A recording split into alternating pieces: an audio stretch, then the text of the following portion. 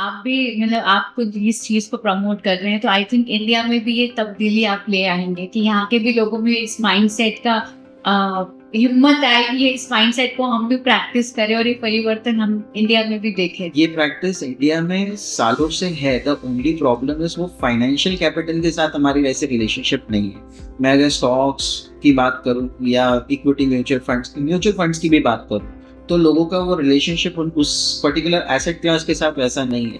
लेकिन मैं वही बोलूंगा कि लोग इंडिया के अंदर लोग रियल एस्टेट में भी पैसा लगाते हैं। हमारे यहाँ बड़े बड़े रियल एस्टेट इन्वेस्टर्स हैं, वहां भी तो उनका पहला पर्सपेक्टिव तो यही है ना कि कैपिटल प्रिजर्व है। क्योंकि मैं लैंड में इन्वेस्ट कर रहा हूँ या मैं एक रियल एस्टेट में इन्वेस्ट कर रहा हूँ, मुझे लॉस नहीं है, भले मुझे रिटर्न कम मिलेगा।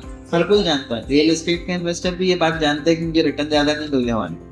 इंडिया में आप अगर एक रेसिडेंशियल फ्लैट खरीदते हैं, आपको 3% से 4% की यील्ड मिलती है रेंटल, और हार्डली 7-8% की ग्रोथ। तब भी इन्वेस्टर उसमें पैसा लगा रहा है क्योंकि उसको दिख रहा है कि यहाँ पे कैपिटल मेरा प्रिजर्व है। तो बोलते हैं ना, जब पैसे बड़े अमाउंट की बात होती है कि भाई मुझे करोड़ों रुपए सेव करने हैं या इन्वेस्ट करने हैं, तब इन्वेस्टर का दिमाग उस तरफ ज्यादा चलता है जहाँ कैपिटल प्रिजर्वेशन हो। बट बस यही है कि लोगों को ये समझ नहीं आता है फाइनेंशियल कैपिटल वर्ल्ड में भी इन्वेस्टमेंट ऐसा किया जा सकता है जहाँ पे आपको ग्रोथ भी मिल रही है और साथ में आप अपने कैपिटल को प्रिजर्व। बहुत बहुत ही अच्छी बात है। आई थिंक जिन्होंने भी ये पॉडकास्ट सुना है वो भी आज ये इस चीज को सीख पा रहे हैं कि अपने कैपिटल्स को बचाना ज्यादा जरूरी है।